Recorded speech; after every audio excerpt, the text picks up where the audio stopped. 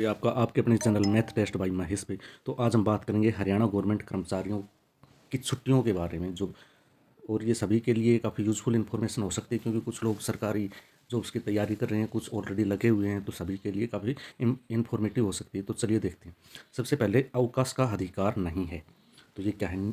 जो Haryana service rule 2016 है, उसके नियम 11 में स्पष्ट रूप से यह घोषणा करता है कि अवकाश को अधिकार के रूप में नहीं मांगा जा सकता।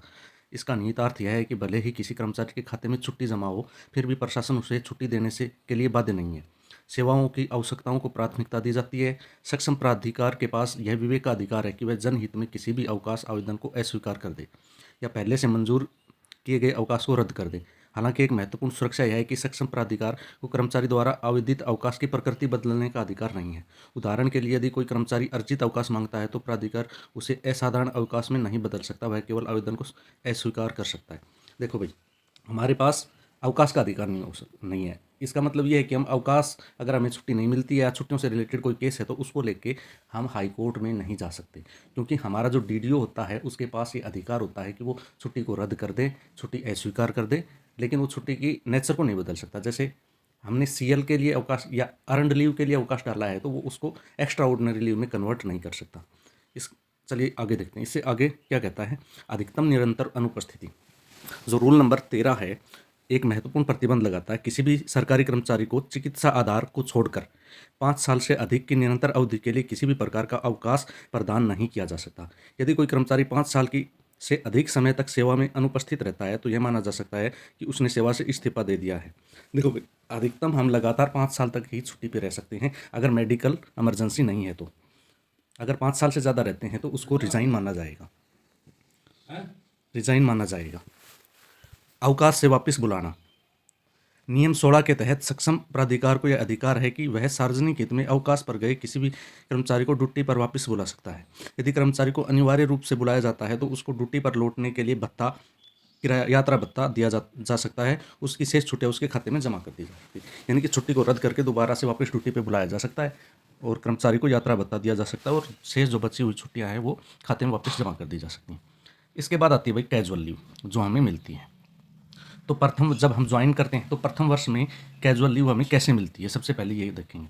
जैसे कि किसी भी कर्मचारी ने 30 जून से पहले ज्वाइन किया, ठीक है, तो पुरुष कर्मचारी को पूरी 10 सीएल मिलेंगी और महिला कर्मचारी को 25 सीएल मिलेंगी, ठीक है। अगर 30 जून और 30 सितंबर के बीच में ज्वाइन किया तो पुरुष कर्मचारी को 5 सीएल मिलेंगी और महिला कर्मचारी को 12 सीएल मिलेंगी। अगर 30 सितंबर के बाद ज्वाइन करता है कोई भी कर्मचारी तो पुरुष कर्मचारी को तो 2 सीएल मिलेंगी और महिला कर्मचारी को 6। लेकिन 30 नवंबर के बाद अगर कोई ज्वाइन करता है तो पुरुष कर्मचारी को सिर्फ 1 सीएल मिलेगी और महिला कर्मचारी को 3 सीएल मिलेंगी। तो ये है ज्वाइन करने के फर्स्ट ईयर का जो डाटा है। उसके बाद सर्विस के दौरान कितनी सीएल मिलती है और किस आधार पर मिलती हैं। सेवा के पहले वर्ष के बाद सीएल की पात्रता कर्मचारियों की सेवा अवधि पर आधारित होती है। 2025 में के संशोधन ने एक स्लैब सिस्टम पेश किया। देखो भाई, सेवा अवधि जैसे सर्विस के पहले 10 साल तक, पहले 10 साल यानी कि ज्वाइन किया और उससे 10 साल की सर्विस तक पुरुष कर्मचारियों को 10 सीएल मिलती हैं और महिला कर्मचारियों को वही 25 सीएल मिलती हैं। 10 से 20 वर्ष से कम यानी कि 10 साल से ज़्यादा और 20 साल से कम की जब सर्विस होती है तो पुरुष कर्मचारियों की सीएल बढ़ के 15 हो जाती हैं और महिला कर्मचारियों को वही फिक्स 25 सीएल दी जाती हैं। जो कि अभी 2025 में लेटर आया था, उसमें महिला कर्मचारियों की सीएल को चेंज किया गया है। उससे पहले शायद 15, 20 और 30 के हिसाब से थी। अब आगे बढ़ते हैं। 20 वर्ष की सेवा के बाद पुरुष कर्मचारियों को 20 दिन की सीएल मिलती है 1 साल में और महिला कर्मचारियों को 25 दिन की सीएल मिलती है। तो ये है सीएल। अब सीएल लेने से संबंधित कुछ नियम भी हैं भाई, यानी कैजुअल लीव, आकस्मिक अवकाश के कुछ नियम है। तो ये देखो, लैप्स होना सबसे पहले आता है। लैप्स यानी कि अगर हमने 1 जनवरी और 31 दिसंबर के बीच में जितनी भी हमारी सीएल नहीं ली तो लैप्स हो जाएंगी, ऑटोमेटिक खत्म हो जाएंगी। उनको अगले साल की सीएल में नहीं जोड़ा जा सकता, ना ही उनका किसी भी प्रकार से उनको मतलब पे किया जा सकता है, अर्न किया जा सकता है, कमाया जा सकता है, ठीक है। उसके बाद क्या कहता है? एलटीसी, आकस्मिक अवकाश के दौरान कर्मचारी अवकाश यात्रा रियायत का लाभ उठा सकता है, ठीक है, यानी एलटीसी ले सकता है सीएल के दौरान। समायोजन मतलब कम्बिनेशन, आकस्मिक अवकाश को अर्जित अवकाश या अर्धवेतन अवकाश के साथ नहीं जोड़ा जा सकता, यानी कि ऑटोमेटिक लैप्स हो जाती हैं। इनको ना तो ईएल में जोड़ा जा सकता है ना हाफ लीव में जोड़ा जा सकता है। अर्ध दिवस, सीएल में जो हमारे पास सीएल होती हैं कैजुअल लीव, उसमें सबसे बड़ी विशेषता ये होती है कि ये आधे दिन की भी ली जा सकती है। आकस्मिक अवकाश को आधे दिन के लिए भी लिया जा सकता है, लंच से पहले और लंच के बाद। उसके बाद आते हैं नेक्स्ट पे। नेक्स्ट क्या है हमारे पास, अर्नड लीव। ये भी काफ़ी इंपॉर्टेंट है।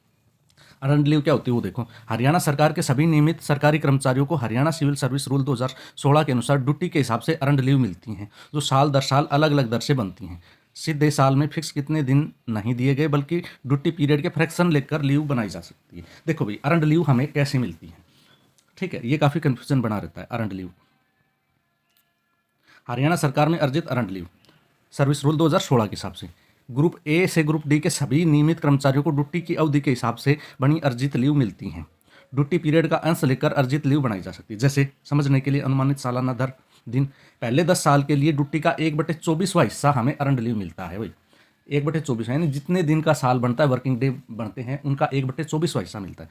जैसे कि एक मोटा मोटा अनुमान लगा लेते हैं कि 365 दिन है, तो उसका 1/24 निकालेंगे तो हमारे पास 15 दिन आता है। यानी कि अप्रोक्सीमेट पहले 10 साल के लिए 10 से 15 दिन तक का ईएल मिलता है हमें।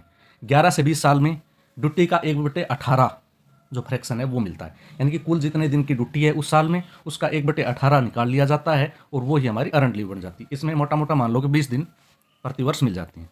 और 20 साल के बाद ड्यूटी का 1/12 मिलता है। यानी कि एक साल में हमने जितने दिन ड्यूटी की है उसका 1/12 हिस्सा हमें मिल जाता है। मोटा मोटा ये मान लो कि 30 दिन एक साल की 20 साल के बाद हमें मिलने शुरू हो जाते हैं। ठीक है, ये थी ईएल भाई। अब ईएल से रिलेटेड कुछ संचय सीमा, कुछ नियम है। नियम 13 और वित्त विभाग के निर्देशों के अनुसार एक सरकारी कर्मचारी अपने पूरे सेवा काल में अधिकतम 300 दिन तक का अर्जित अवकाश जमा कर सकता है। ठीक है, 300 से अधिक, यदि अवकाश 300 दिन से अधिक हो जाता है तो अतिरिक्त दिन खाते में तो दिखाए जा सकते हैं, लेकिन सेवानिवृत्ति के समय नकदीकरण केवल 300 दिनों का ही होगा। हालांकि सेवा के दौरान छुट्टी लेने के लिए 300 से ऊपर के दिनों का उपयोग किया जा सकता है। देखो भाई क्या है कि हमें ईएल मिलती हैं पूरी सर्विस के दौरान और वो इकट्ठी होती रहती हैं। तो अगर जब हम रिटायरमेंट होते हैं तो हमें 300 दिनों का पैसा मिलता है। पैसा कैसे मिलता है, उसमें हमें बेसिक पे प्लस डीए जोड़ के 300 दिनों तक का मिलता है। अगर हमारी ईएल 300 से ज़्यादा हो गई तो वो उसका पैसा हमें नहीं मिलेगा। हालांकि उसको हम छुट्टी के रूप में यूज़ कर सकते हैं, जैसे बीच में 10 दिन की ईएल ले ली 20 दिन, तो वो कटती रहेंगी। ठीक है, बाकी अगर पैसा मिलना है तो सिर्फ 300 दिन का ही मिलेगा। उसके बाद आगे आता है भाई हाफ पे लीव। हाफ पे लीव क्या होती है, अर्धवेतन अवकाश, जैसे नाम से ही स्पष्ट हो रहा है। अर्धवेतन अवकाश कितने मिलते हैं, अर्धवेतन अवकाश सिर्फ 20 दिन का मिलता है। प्रत्येक पूर्ण वर्ष में सेवा के लिए 20 दिन का मिलता है। जमा क्रेडिटिंग व्यवस्था कितने दिन में किस हिसाब से जमा होती है। हाफ पे लीव प्रतिवर्ष 2 बार अग्रिम रूप से जुड़ती है। 1 जनवरी को 10 जुड़ती हैं और 1 जुलाई को 10 जुड़ती हैं। वेतन, कर्मचारी को आधा वेतन प्लस उस पर दे महंगाई भत्ता मिलता है। यानी कि हाफ पे लीव पर अगर आप हो जितने भी दिन के, तो उस टाइम आपको आधी बेसिक पे मिलेगी और आधी बेसिक पे ही डीए काउंट करके दिया जाएगा। किसी भी कारण से लिया जा सकता है, इसके लिए कोई ज़रूरी नहीं कि हमें कोई मेडिकल सर्टिफिकेट की ज़रूरत है, किसी भी तरीके से इसको लिया जा सकता है। चलिए आगे बढ़ते हैं। अगला है कम्यूटेड लीव। भाई ये हाफ पे लीव से ही रिलेटेड है। ये क्या होता है, नियम 38 के तहत एचपीएल का पूरा वेतन के साथ लाभकारी। देखो क्या होता है, 1 दिन का लघुकृत अवकाश लेने के लिए कर्मचारी के खाते से 2 दिन की एचपीएल काट ली जाती है। क्या होता है कि मेडिकल ट्रीटमेंट जब हम कराते हैं तो हमें मेडिकल लीव लेनी पड़ती है। तो उसमें क्या होता है कि हमें जितने दिन मेडिकल लीव ली है उसमें कम्यूटेड लीव ली जाती है।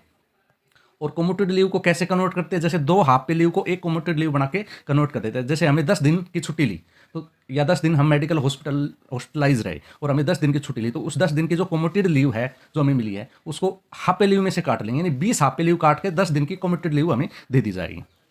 ठीक है, इसके लिए क्या जरूरी होता है, चिकित्सा प्रमाण पत्र। सामान्यतः लघुकृत अवकाश केवल सक्षम चिकित्सा अधिकारी के प्रमाण पत्र के ही आधार पर दिया जाता है। यानी मेडिकल सर्टिफिकेट के लिए दिया जाता है। बिना मेडिकल के भी दिया जा सकता है क्या, हाँ। देखो भाई, नियम 38(1) के तहत उच्च अध्ययन के लिए, हायर स्टडीज के लिए 180 दिनों तक का लघुकृत अवकाश बिना मेडिकल प्रमाण पत्र के भी दिया जा सकता है। ठीक है भाई, इसके बाद आता है अनार्जित अवकाश। अब तक तो अर्जित अवकाश था, अब अनार्जित अवकाश, जिसको लीव नॉट ड्यूज कहते हैं।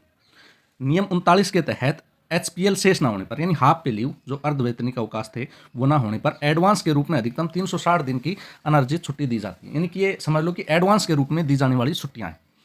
कैसे ली जाती हैं, केवल स्थायी कर्मचारियों को दिया जाता है और केवल चिकित्सा आधार पर दिया जाता है। ठीक है, चिकित्सा आधार पर दिया जाता है और स्थायी कर्मचारियों को दिया जाता है। वही रूल है कि 20 एचपीएल के हिसाब से 10 एलएनडी यानी लीव नॉट ड्यूज मिल जाती है हमें 10 दिनों की। 20 हाफ पे लीव कटेंगे कब? जैसे एडवांस हमारे पास हाफ पे लीव नहीं है और हमने लीव नो ड्यूज ले ली, ठीक है, हमने 10 दिन की लीव नो ड्यूज ले ली, तो जब हमारे खाते में 20 हाफ पे लीव हो जाएंगे तो उनको काट लिया जाएगा और इसमें समायोजित कर दिया जाएगा। शर्त क्या है? यह केवल स्थायी कर्मचारियों को दी जाती है। पूरी सेवा के दौरान कितनी मिल सकती है? ये टोटल 360 मिल सकती हैं भाई। डेबिट कैसे किया जाता है, इनको काटा कैसे जाता है? जब कर्मचारी वापस आता है और भविष्य में हाफ पे लीव अर्जित करता है तो अवकाश उससे समायोजित कर ली जाती है। यह इस शर्त पर दिया जाता है कि सक्षम प्राधिकारी संतुष्ट हो कि कर्मचारी भविष्य में इतना अवकाश अर्जित कर लेगा। ठीक है, आगे बढ़ते हैं भाई। आगे हमारे पास आता है असाधारण अवकाश, एक्स्ट्रा ऑर्डिनरी लीव, जिसको हम विदाउट पे भी बोलते हैं। ये भी बहुत इंपॉर्टेंट है भाई। देखो, नियम 40 से 42 असाधारण अवकाश को परिभाषित करते हैं। इसको आम बोलचाल में विदाउट पे भी कहा जाता है। ये कब दिया जाता है? ये 2 कंडीशन में दिया जाता है भाई। जब कर्मचारी के खाते में कोई अन्य अवकाश यानी कि ईएल या एचपीएल शेष ना हो, जब अन्य अवकाश उपलब्ध हो लेकिन कर्मचारी लिखित रूप से ईओएल की मांग करे, ठीक है। इसके दौरान वेतन या सेवा पर प्रभाव, देखो वेतन मिलता है या नहीं, इस अवधि के दौरान कोई वेतन नहीं दिया जाता भाई। एक्स्ट्रा ऑर्डिनरी लीव में कोई भी वेतन नहीं दिया जाता। वेतन वृद्धि, यदि ईओएल चिकित्सा कारणों से या उच्च अध्ययन के लिए लिया गया है तो इसे वेतन वृद्धि के लिए गिना जा सकता है, लेकिन यदि यह निजी कारणों से लिया गया है तो इसे वेतन वृद्धि की तारीख या उतनी अवधि के लिए आगे बढ़ जाएगी, ठीक है। तो भाई अगर ये मेडिकल ग्राउंड पे लिया जाता है तो इस दौरान हमें इंक्रीमेंट मिल जाएगा। इसका मतलब जैसे कि हमने 1 साल का ईओएल ले लिया, ठीक है। अब इस 1 साल का जो ईओएल हमने लिया है, इस दौरान अगर हमने मेडिकल ग्राउंड पे या हायर स्टडीज़ के लिए लिया है तो जैसे 1 जुलाई को हमारा इंक्रीमेंट लगना है तो 1 जुलाई को हमारा इंक्रीमेंट लग जाएगा, ठीक है। अगर मेडिकल ग्राउंड पे नहीं लिया और हायर स्टडीज़ पे नहीं लिया तो 1 जुलाई को हमारा इंक्रीमेंट नहीं लगेगा। फिर वो नेक्स्ट ईयर जब हम रेगुलर ऑन ड्यूटी होंगे तभी इंक्रीमेंट लगेगा। इसके अलावा दूसरा महत्वपूर्ण बिंदु, ये जो सर्विस है ये हमारी सर्विस में काउंट नहीं होगी। जैसे हमने 30 साल की टोटल सर्विस बनती है और 1 साल का ईओएल लिया तो हम 29 साल ही सर्विस कर पाएंगे। ये पेंशन के लिए जो सर्विस बनती है उसके लिए काउंट नहीं होगा, ठीक है। ये भी, लेकिन इसमें महत्वपूर्ण बात ये है कि इसमें सर्विस ब्रेक नहीं लगता। जैसे आपकी 7 साल की सर्विस हो गई, उसके बाद आपने ईओएल ले ली तो आपका सर्विस ब्रेक नहीं लगेगा, सर्विस कंटिन्यू ही रहेगी। लेकिन अगर हम अपसेंट हो जाते हैं बिना ईओएल या बिना किसी लीव के, उस टाइम पे अगर वो कन्वर्ट नहीं हो पाती तो फिर वो सर्विस ब्रेक लग जाता है। सर्विस ब्रेक का नुकसान क्या है कि सर्विस फिर वो शुरू से ही उस डेट से काउंट होती है जब हमने अपसेंट हुए थे, ठीक है।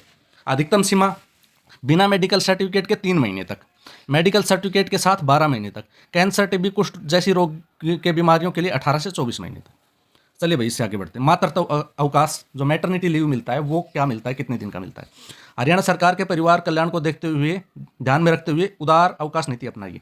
प्रसूति अवकाश या मैटरनिटी लीव, नियम 44 के तहत यह अवकाश महिला कर्मचारियों को प्रसव और उससे संबंधित रिकवरी के लिए दिया जाता है। यह अधिकतम अवधि कितनी होती है भाई? 6 महीने के लिए मैटरनिटी लीव मिलता है। जब किसी महिला कर्मचारी को बच्चा होता है मतलब, तो उस टाइम 6 महीने के लिए उसे मैटरनिटी लीव मिलता है। वेतन, अवकाश पर जाने से ठीक पहले प्राप्त वेतन के बराबर पूरा वेतन मिलता है। वेतन और सेवा पर प्रभाव, यह किसी भी अवकाश खाते से नहीं काटा जाता। गर्भपात के दौरान, नियम 44 में नोट के अनुसार गर्भपात के मामले में सेवाकाल के दौरान कुल 45 दिनों का अवकाश मिलता है। इसके लिए आवेदन के साथ पंजीकृत चिकित्सा अधिकारी का प्रमाण पत्र अनिवार्य है, ठीक है भाई। अबॉर्शन हो जाता है या मिसकैरेज हो जाता है तो उसमें पूरी सेवा में यानी पूरी सर्विस में 45 दिन तक का जो है छुट्टी या अवकाश मिल जाता है। इससे आगे बढ़ते हैं। पितृत्व अवकाश यानी पैटर्निटी लीव, मातृत्व तो महिला कर्मचारियों को मिलता है, पितृत्व पुरुष कर्मचारियों को मिलता है। नियम 47 के तहत पुरुष कर्मचारियों को बच्चे के जन्म के समय सहायता के लिए अवकाश मिलता है। यह अवकाश केवल वे पुरुष कर्मचारी जिनके 2 से कम जीवित बच्चे, यानी कि पैटर्निटी अवकाश सिर्फ 2 बच्चों के जन्म पे ही मिल सकता है, तीसरे के जन्म पे नहीं मिलता। अवधि कितनी होती है? 15 दिन के लिए। समय सीमा कब मिलता है ये? यह पत्नी की डिलीवरी की तारीख से 15 दिन पहले और डिलीवरी के 6 महीने बाद तक लिया जा सकता है। 6 महीने में नहीं लिया गया तो वो लैप्स हो जाएगा। वेतन, पूरा वेतन मिलेगा। स्वीकृति, नियमों में स्पष्ट दर्शाया है कि सामान्य परिस्थितियों में पितृ अवकाश को अस्वीकार नहीं किया जा सकता, यानी पैटर्निटी लीव को रिजेक्ट नहीं किया जा सकता। इससे आगे बढ़ते हैं भाई।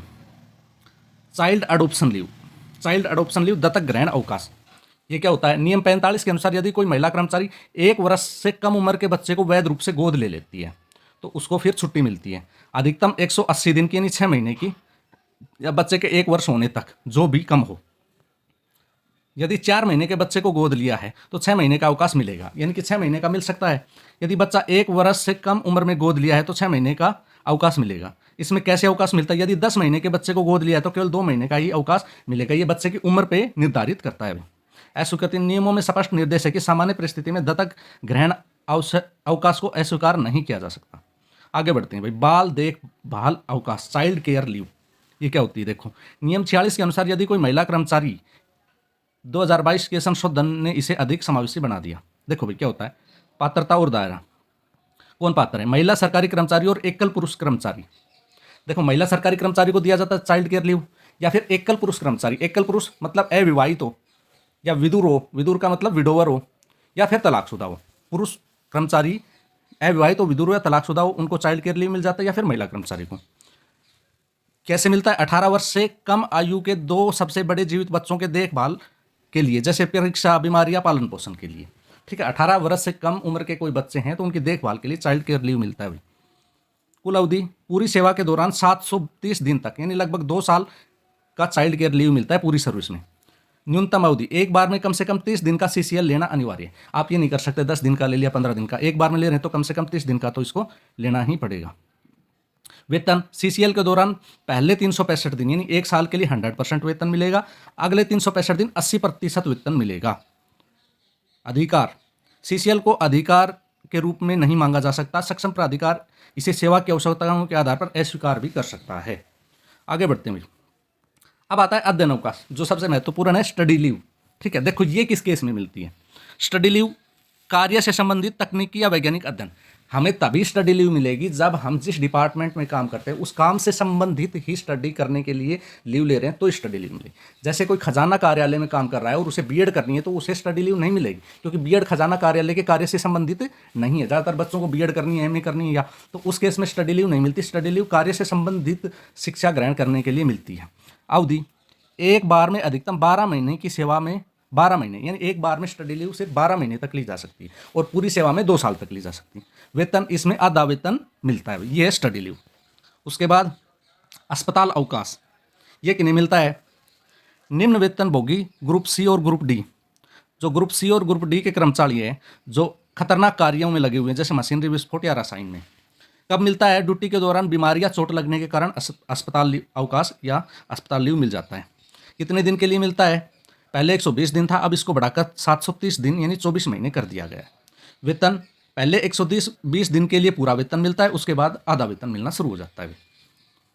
इसके बाद आता है दूसरा, नेक्स्ट, विशेष विकलांगता अवकाश, नियम 49। जैसे विशेष विकलांगता अवकाश क्या होता है? ड्यूटी के दौरान जानबूझकर हमला, यानी कि कोई व्यक्ति ड्यूटी पे है और उस पर जानबूझकर किसी ने हमला कर दिया, उससे या तो वो घायल हो गया या फिर वो हैंडीकैप हो गया, तो उस केस में हमें विशेष विकलांगता अवकाश मिलते हैं और ये अधिकतम 24 महीने तक लिया जा सकता है। उसके बाद नेक्स्ट, लास्ट में आता है प्रतिपूरक अवकाश। ये क्या होता है? Compensatory leave. नियम 77A 2025 शामिल के तहत नियमित ग्रुप C व ग्रुप D कर्मचारियों के लिए नया प्रावधान किया गया है। यदि कोई कर्मचारी रविवार या राजपत्रित अवकाश के 2 दिन ड्यूटी करता है तो उसे उस दिन के बदले बराबर प्रतिपूरक अवकाश मिलेगा। वैधता, यह अवकाश ड्यूटी करने की तारीख से 1 महीने के भीतर लिया जाना चाहिए। यदि 1 महीने में नहीं लिया गया तो यह समाप्त हो जाएगा। अधिकतम 16 दिनों का प्रतिपूरक अवकाश जमा किया जा सकता है। ये था कंपनसेटरी लीव की अगर हम संडे के दिन भी ड्यूटी बुला ली जाती है तो उस महीने में हमें संडे के दिन जो ड्यूटी की थी उसके बदले किसी भी वर्किंग डे को अवकाश ले सकते हैं, और ज़्यादा से ज़्यादा 16 दिन का हो सकता है। तो ये थी हमारे पास कुछ लीव भाई जो हरियाणा गवर्नमेंट कर्मचारियों को मिलती है, तो इनको अच्छे से देख लेना और अपनी ज़रूरत के हिसाब से यूज़ कर लेना। अगर आपको वीडियो अच्छी लगी तो वीडियो को लाइक कीजिए, चैनल को सब्सक्राइब कीजिए। देखते रहिए। जय हिंद, जय भारत।